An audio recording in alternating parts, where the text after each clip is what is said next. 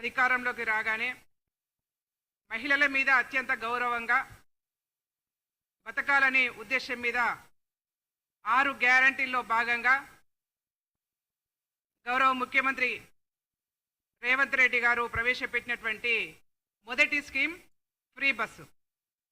దానివల్ల ఇవాళ మనం చూస్తూ ఉన్నాం, లక్షలాది మంది మహిళలు ఫ్రీగా బస్సులలో ప్రయాణం చేస్తూ తమ అవసరాలు తీర్చుకుంటూ కుటుంబానికి ఎంతో కొంత ఫ్రీ బస్సు పేరు మీద ఆదాయం చేస్తున్నటువంటి పరిస్థితి వల్ల మనం చూస్తూ ఉన్నాం.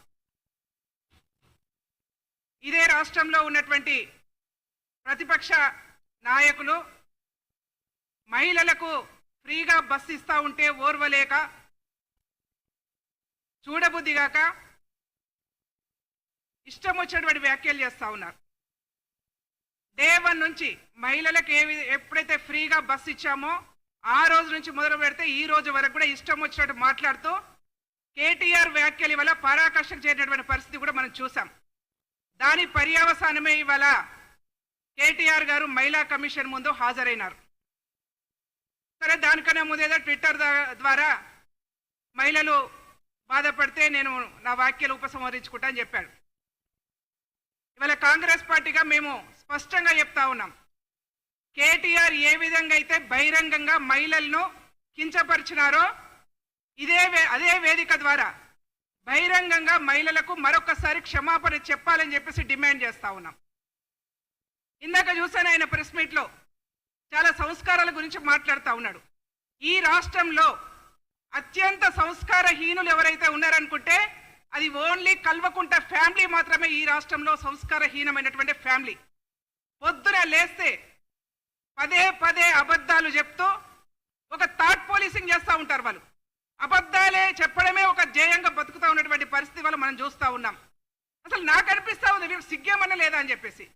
10 సంవత్సరాల కాలంలో అనేక రకాల అబద్ధాలు చెప్పి పబ్బం గడుపుకొని పేద ప్రజలను పీల్చి పిప్పివేసి ఒక ధనిక రాష్ట్రంగా ఉన్నటువంటి తెలంగాణ రాష్ట్రాన్ని భిక్షాటనగా చేసే విధంగా మొత్తం అప్పుల రాష్ట్రంగా మార్చేసి ఒక ఇష్యూ రాగానే ఇంకో ఇష్యూ వైపు డైవర్ట్ చేస్తూ అసలు ఇష్టం వచ్చిన మాట్లాడడానికి వీళ్ళకి ఏమాత్రం సిగ్గు అనిపిస్తలేదని చెప్పేసి డౌట్ వస్తూ ఉన్నది. మరి ఇంత సిగ్గులేని బతుకు అవసరమా వీళ్ళకు? ఇలాంటి రాజకీయాలు చేయడం అవసరమా మీకు? అసలు నాకు అనిపిస్తా ఉన్నదంటే ఇంకొక మారు కేటీఆర్ ఇట్లా కచరా మాటలు మాట్లాడితే మహిళల చేత చెప్పు దెబ్బలు తింటావని చెప్పేసి హెచ్చరిక జారీ చేస్తా ఉన్నాను.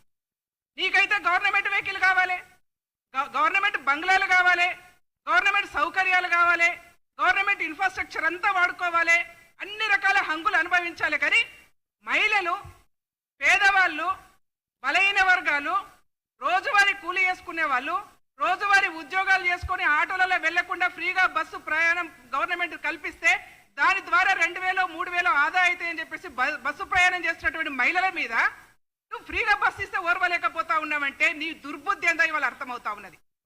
ఈ రాష్ట్రంలో ఒకవైపు మహిళలకు ఫ్రీగా బస్సు ఇచ్చి 500 రూపాయలకు సిలిండర్ ఇచ్చి 200 యూనిట్ల ఫ్రీగా కరెంట్ ఇచ్చి ఒక కుటుంబాన్ని ఆదుకునే ప్రభుత్వంగా ఇవాళ కాంగ్రెస్ పార్టీ ప్రభుత్వం ప్రయాణం చేస్తా ఉంది.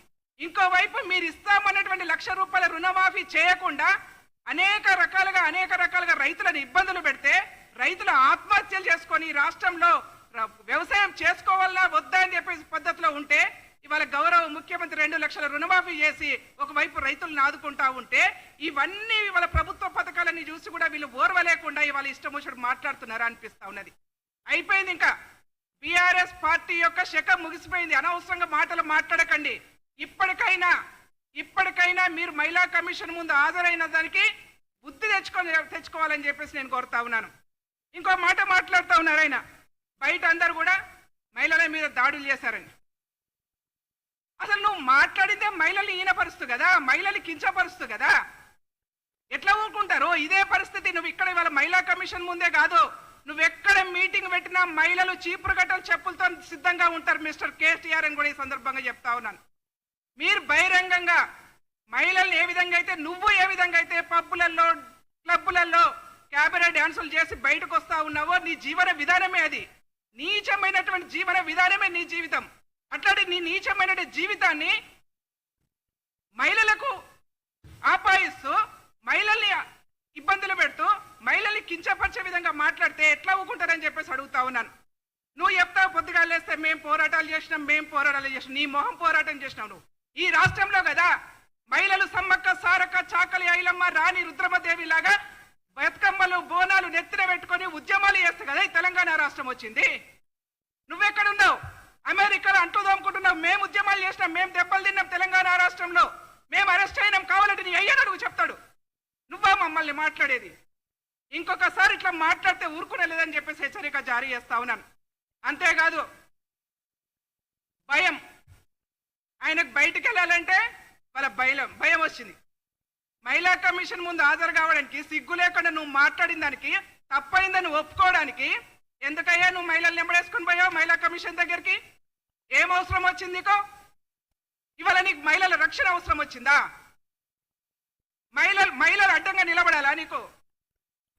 ఎమ్మెల్యేలు, మంత్రులు, కౌన్సిలర్లు, మాజీ మంత్రులు పనిచేసిన వాళ్ళందరినీ వాళ్ళు ఎంబడేసుకొని మహిళా కమిషన్ దిగిపోయాడు. సిగ్గు లేదు, వీళ్ళు నిజంగా చెప్తున్నా, వీళ్ళకి సిగ్గు లేదు. వాళ్ళ ఇంట్లో ఉన్న ఆడబిడ్డనేమో లిక్కర్ బిజినెస్ చేస్తుంది, ఈయనేమో మహిళల్ని కించపరుస్తూ ఉంటాడు. ఏం ఊకుంటామనుకుంటున్నావా? ఈ రాష్ట్రంలో పోరాటాలు చేసిన ఘనత ఈ రాష్ట్రంలో ఉంది మహిళా లోకానికి. ఉద్యమాలు చేసినటువంటి చరిత్ర ఈ రాష్ట్రంలో ఉన్నటువంటి మహిళా లోకానికి ఉంది. ఇంకొకసారి మాట్లాడితే తస్మాత్ జాగ్రత్త అని చెప్పేసి హెచ్చరిక జారీ చేస్తా ఉన్నాను. మరొక మారు డిమాండ్ చేస్తా ఉన్నా నేను, మహిళలకు నువ్వేదో లోపలికి పోయి నేను మహిళా కమిషన్ దగ్గర చెప్పేసి వచ్చినా అయిపోయింది, సంతృప్తి చెందినని చెప్పేసి వాళ్ళ ఛానల్లో చూస్తా ఉన్నా నేను. సరే, మహిళా కమిషన్ లోపల ఏమైందో నేను చెప్పదలుచుకోలేదు, కానీ మహిళా కమిషన్ చూసుకుంటుంది ఆ సంగతి అంతా. కానీ ఒక మహిళగా ఈ రాష్ట్రంలో తెలంగాణ రాష్ట్ర మహిళా నాయకురాలిగా నువ్వు బహిరంగంగా మహిళలకు క్షమాపణ చెప్పాలని చెప్పేసి నేను డిమాండ్ చేస్తా ఉన్నాను. అంతేకాకుండా నిన్నే కాక మొన్న చూసాం మనం జన్వాడ భూముల గురించి కూడా. జన్వాడ భూములన్నీ కూడా ఇవి నా మిత్రుడి పేరు మీద ఉన్నాయి, నాకు సంబంధం లేదని మాట్లాడావు. నేను నిన్ననే ఇక్కడ మన గన్పర్ దగ్గర చూపించాను అఫిడవిట్లో 2018, 2023లో నీ భార్య పేరు మీద జన్వాడలో భూములు ఉన్నాయి. నిజమా కాదా చెప్పు? ఈ రాష్ట్రంలో 1200 మంది విద్యార్థులు ఆత్మ బలిదానాలు చేసుకుంటే తెలంగాణ రాష్ట్రం వచ్చింది. నువ్వు కొట్లాడితే రాలే తెలంగాణ రాష్ట్రం. అనేక మంది కుటుంబాలు తమ బిడ్డలను తెలంగాణ రాష్ట్రానికి అందించినటువంటి ఘనత ఈ రాష్ట్రంలో ఉన్నది. అలాంటి బిడ్డలు ఆత్మ బలిదానాలు చేసుకుంటే వచ్చినటువంటి తెలంగాణ రాష్ట్రంలో ఇవాళ నువ్వు నాయి కావు జన్వాడ భూములని చెప్తున్నావు కదా. జన్వాడలో ఈ ఇంచు మందం నీకు భూమి ఉన్నా, భూమి ఉన్నా తెలంగాణ రాష్ట్రంలో అమరులైనటువంటి అమరవీరుల కుటుంబాలకు ఇద్దాం సిద్ధమా కేటీఆర్ అని చెప్పేసి ఈ సందర్భంగా నేను అడుగుతా ఉన్నాను. నీకు దమ్ముంటే, ధైర్యం ఉంటే జన్వాడలో ఉన్నటువంటి భూముల విలువను మేము మొన్న చూపించాను, నా దగ్గర అఫిడవిట్ ఉంది, అందరు కూడా పంపిస్తాను నేను. నీ అఫిడవిట్ లో ఉన్నటువంటి మిసెస్ శైలిమ పేరు మీద ఉన్నటువంటి భూములన్నీ కూడా తెలంగాణ రాష్ట్రంలో ఆత్మ బలిదానాలు చేసుకున్నటువంటి కుటుంబాలకు రాసిద్దామని చెప్పేసి మరొక్క మారు నేను మిమ్మల్ని అడుగుతా ఉన్నాను. మీ ఇష్టమైతే ఒక వైట్ పేపర్ మీద సంతకం పెట్టి పబ్లిష్ చేయండి. తెలంగాణలో ఉద్యమకారులందరూ కూడా భూములను కూడా పంపిణీ చేద్దామని కూడా ఈ సందర్భంగా నేను తెలియజేసుకుంటూ మరొక మారు ఇకనైనా బుద్ధి తెచ్చుకొని తెలంగాణ రాష్ట్రంలో ఉన్నటువంటి ఆడపడుచులందరినీ కూడా, నీ చెల్లెలా కాదు, నీ చెల్లె ఒకటి ఆడపడుచు కాదు, తెలంగాణ రాష్ట్రంలో ఉన్నటువంటి ప్రతి మహిళను గౌరవించే విధంగా సంస్కారంగా మాట్లాడడం నేర్చుకోండి. ఒకవేళ సంస్కారవంతమైనటువంటి మాటలు నీకు రాకపోతే మా దగ్గరికి రండి, మేము ట్రైనింగ్ ఇస్తాం. ఎలా బతకాలో, ఎలా మాట్లాడాలో, ఎలా సేవ చేయాలో, ఎలా బతకాలో ఒక సోనియా గాంధీ కుటుంబాన్ని చూసి నేర్చుకోండి అని చెప్పేసి సందర్భంగా నేను తెలియజేస్తా ఉన్నాను. ఎందుకంటే కాంగ్రెస్ పార్టీ అంటేనే అత్యధికంగా మహిళలను గౌరవించే పార్టీ. ఈ దేశానికి ప్రధానమంత్రిగా పదవి పొందే అవకాశం ఉన్న గౌరవ సోనియా గాంధీ గారు కొన్ని సెన్సిటివ్ అంశంతోనే పక్కన పెట్టేసి ఈ దేశ ప్రజల యొక్క మనోభావాలు దెబ్బతినకుండా కాపాడినటువంటి ఒక త్యాగమూర్తి మహిళ. అలాంటి మహిళలు ఎలా గౌరవించాలో నేర్చుకోండి. మీకు సంస్కారవంతమైన వాక్యాలు రావాలన్నా, మీరు సంస్కారవంతంగా మాట్లాడాలన్నా మీకు భాష రాకపోయినా, భాష చేత కాకపోయినా మా గాంధీ భవన్ దగ్గరకు రండి, మేము నేర్పిస్తామని కూడా ఈ సందర్భంగా తెలియజేస్తా ఉన్నాను. Okay, thank you.